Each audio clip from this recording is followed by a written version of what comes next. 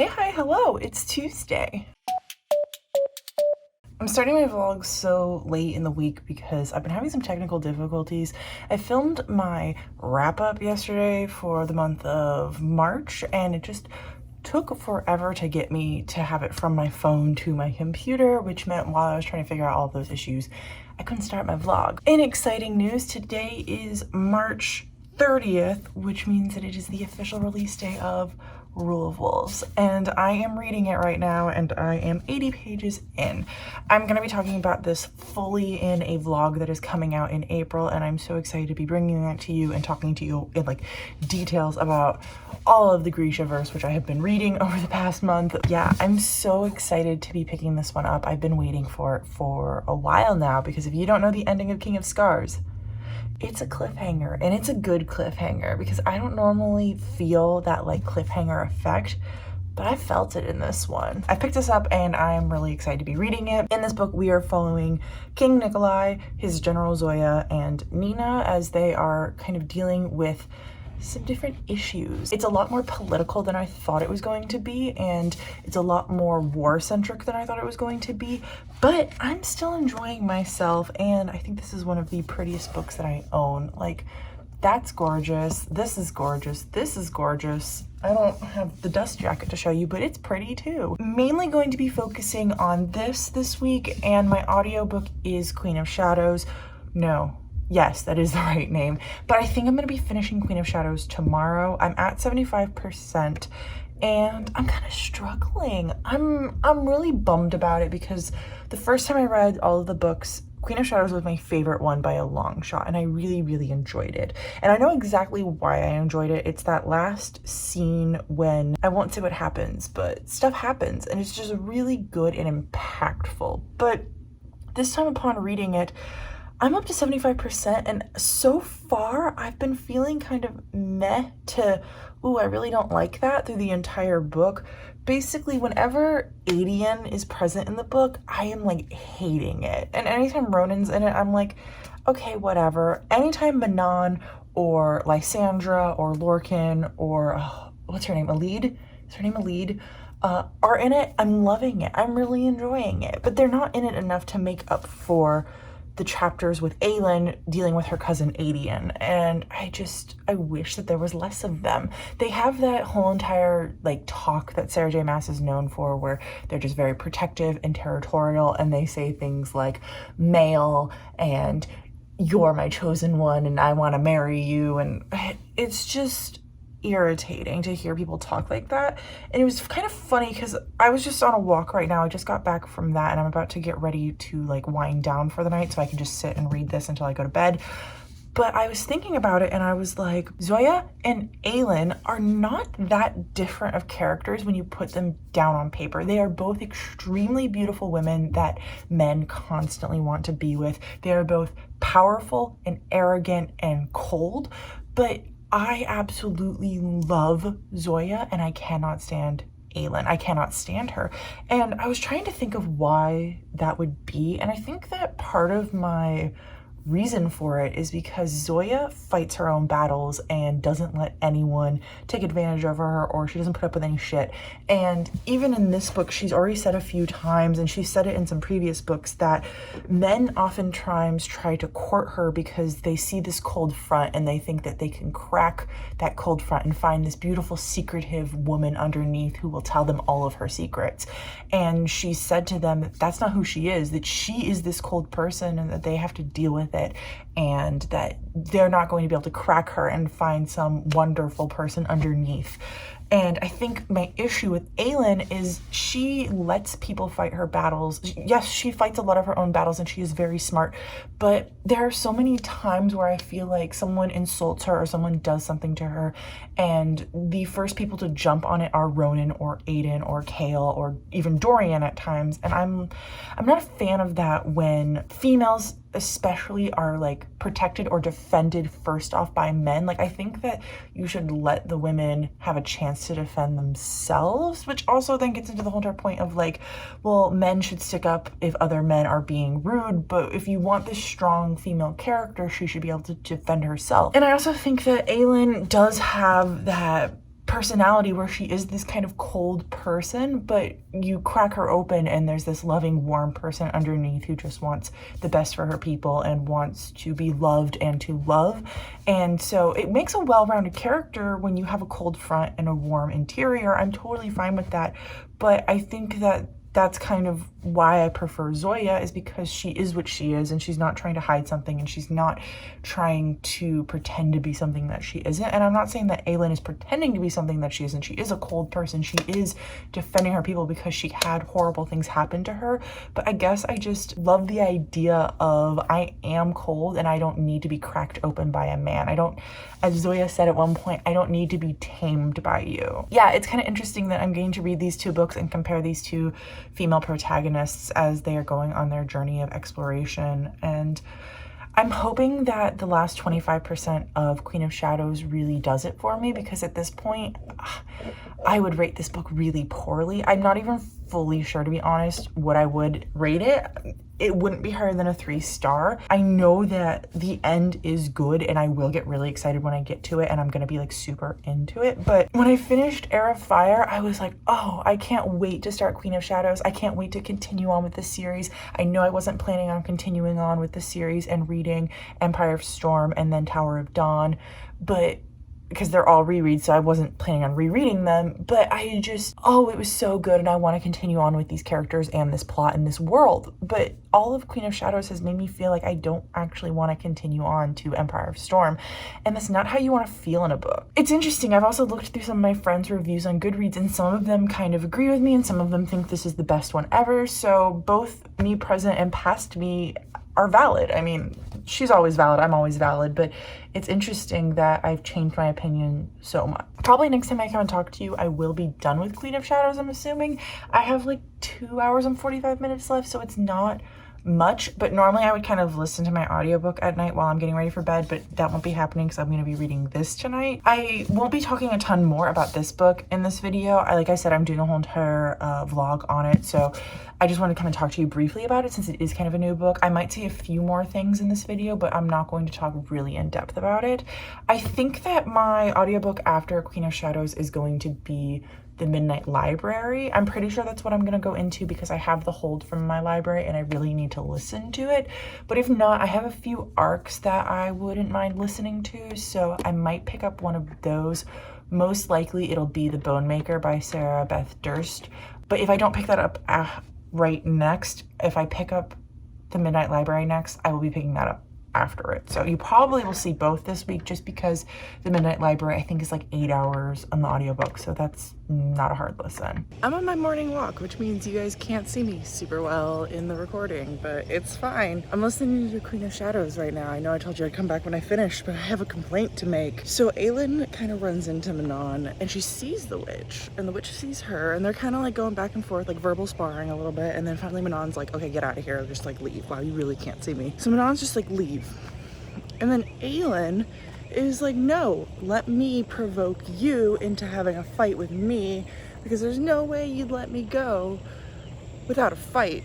But Manon was like, yo, you can just leave, I don't care, whatever, go. So Aylin gets her into a fight and then right before she kills her, decides not to kill her. I'm really confused by the plot of this right now. Like, there's this one fight scene, like, first off, you didn't need to get her into a fight. She's a witch, she's stronger than you. Second of all, your goal was to get rid of her, to get rid of witches because they're the enemy. And then you're like, nah, brah, I'm just not gonna do it. I'm confused. So I finished Queen of Shadows. I just finished editing my March wrap up for the month, so I'm gonna sit here and talk to you while that's rendering about Queen of Shadows. I don't want to talk about this book.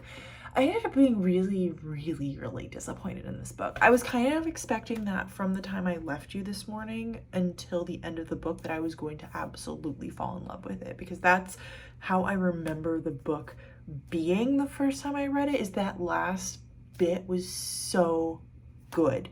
And I just felt kind of let down. I don't know if it's because I remember the ending really well and so it wasn't a surprise for me this time, or if it was I have a different taste in what is a good ending now, or if originally I was on some type of drugs and I hallucinated something. I don't know. I just know that I didn't like it, and this is the first time in this reread that I am rating a book down 2 stars. I ended up rating down Throne of Glass 1 star, and then Crown of Midnight I rated it the same that I did both times, and then Heir of Fire I rated up 0.75 stars. This book originally I rated 5 stars, and this time I rated it 3 stars. I was annoyed with the characters the entire time, especially Aelin and Aedion and Ronan. I just couldn't get past them, and even Chaol was being really irritating. Manon's chapters and Elid's chapters were great, and I loved them, and I thought that they were really, really good. And every single time Aelin was interacting with Lysandra, I thought that that was really good too, and I really liked their connection to each other. And Lorcan's in this book, and I really love him too.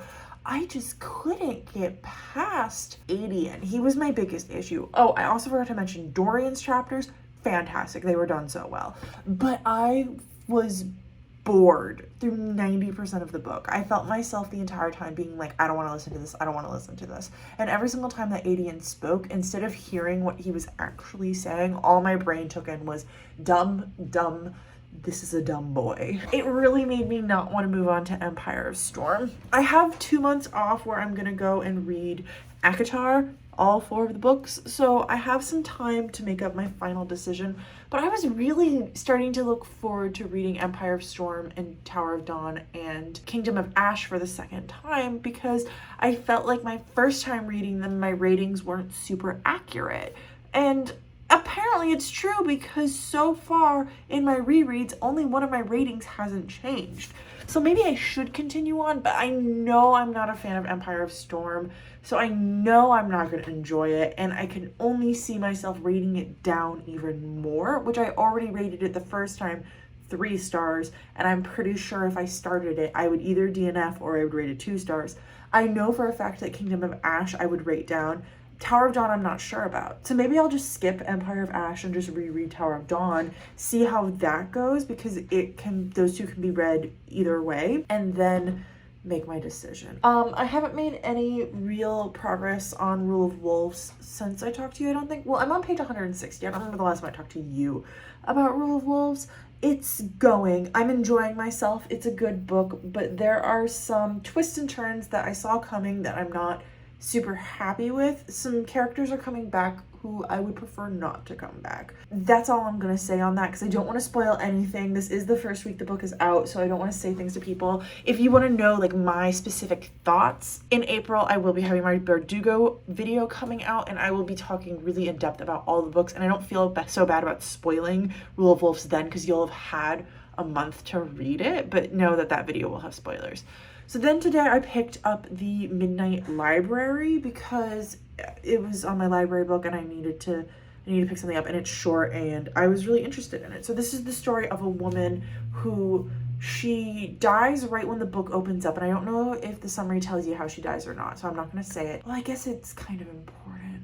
Well, she dies and she gets woken up in this place in between life and death, and it's called the Midnight Library. And there she is full of regrets from her life, and she is given the option sort of to go back and relive her life, but change one thing about it. So go back and change one decision that she made. So for instance, there's this part where she regrets having her cat as an outdoor cat because he got hit by a car. So the one decision that she changes is she went back and made him an indoor cat.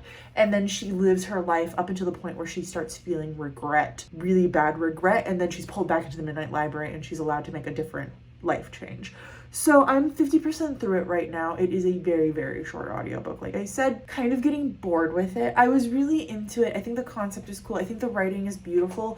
But where I'm at, it's like, okay, I get it. I feel like I know the moral of this book. I feel like I understand this concept. I understand her like going back and changing a decision and realizing that that wasn't the decision to change to make herself happy. And I feel like, you know, we're going into the direction of like, no matter what life path you choose, you're going to be full of regret. That's kind of a sad ending, but I just can't think of what else it would be. You know, she's going to slowly fall in love with living again because she realizes that everyone has regret. I feel like I'm there and I'm 50% through the book, and I don't necessarily want to read another 50% to get to her being there. So I really don't see this book getting more than a 4-star at this point. Honestly, it's kind of like it'd be like a 4-star. It's getting really dark in here. Welcome to Thursday night. Unfortunately, I'm gonna make this clip as quick as possible because I am tired and I'm ready to go to bed, but I need to talk to you guys briefly. So I finished the Midnight Library today and I ended up rating it 4 out of 5 stars.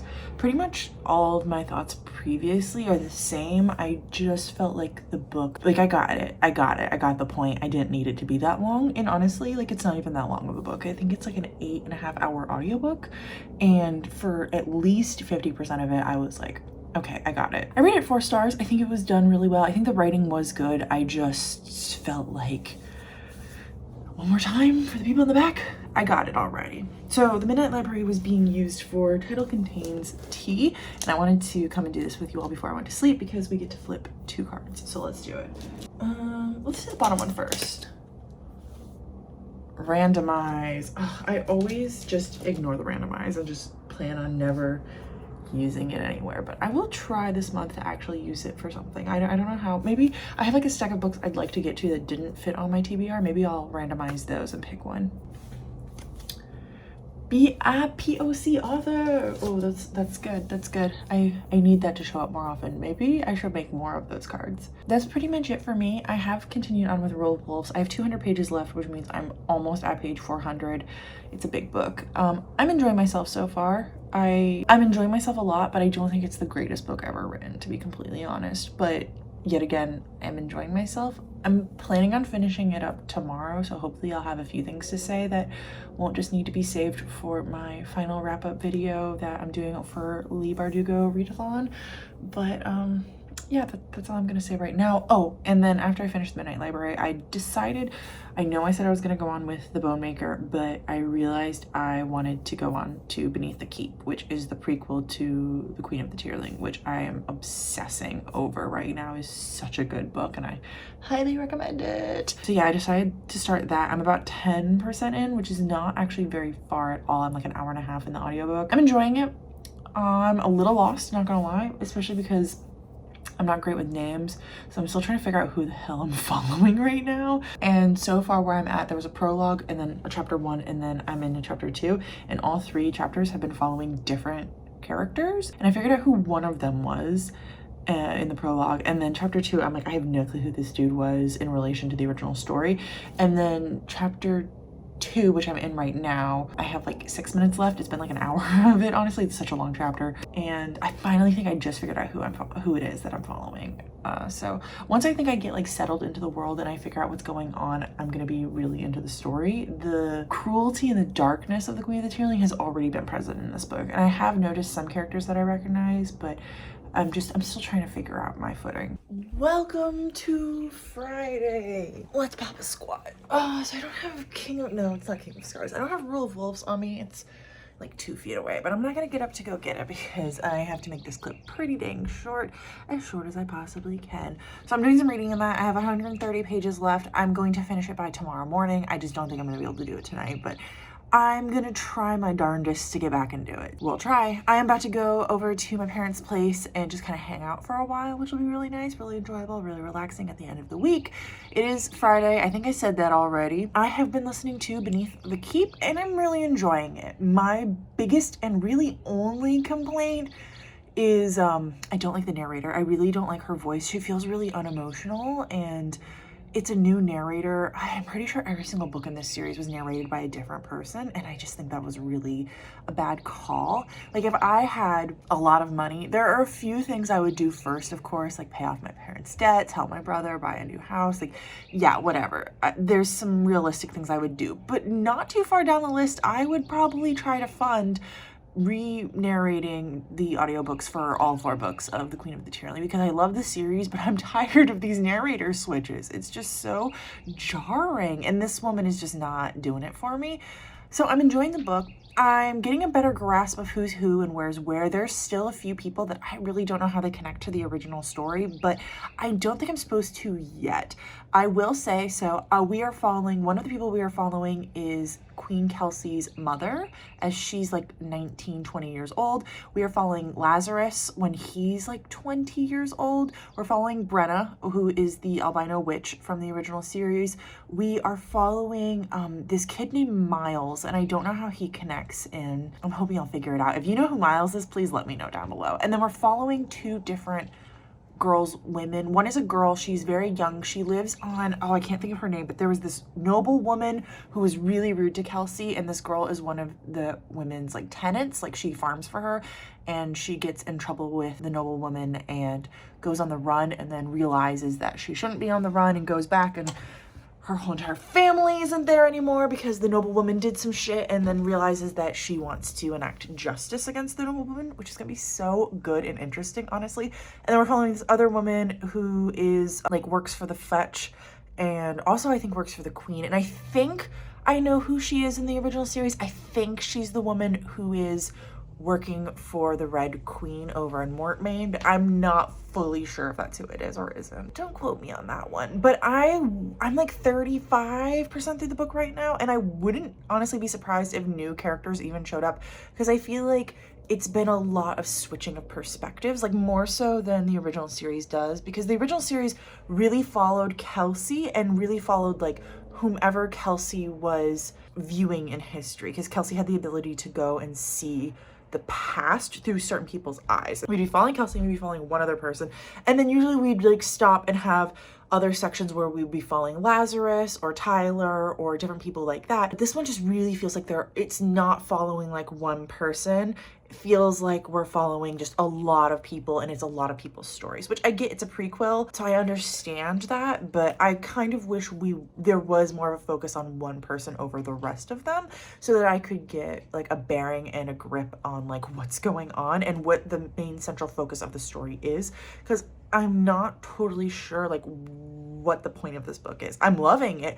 Right now it's a 5-star if I ignore the narrator. It's a 5-star, but I'm a little lost in some places, and I just know from reading these books before and trusting Erica Johansson that I won't be lost by the end. I'm enjoying it. I will not be finishing this by tomorrow though, by the time I finish this vlog, because I still have 5 hours left, and I'm planning on finishing up this vlog first thing in the morning tomorrow. No, I'll finish it first thing in the morning tomorrow, so I won't be able to tell you my final rating.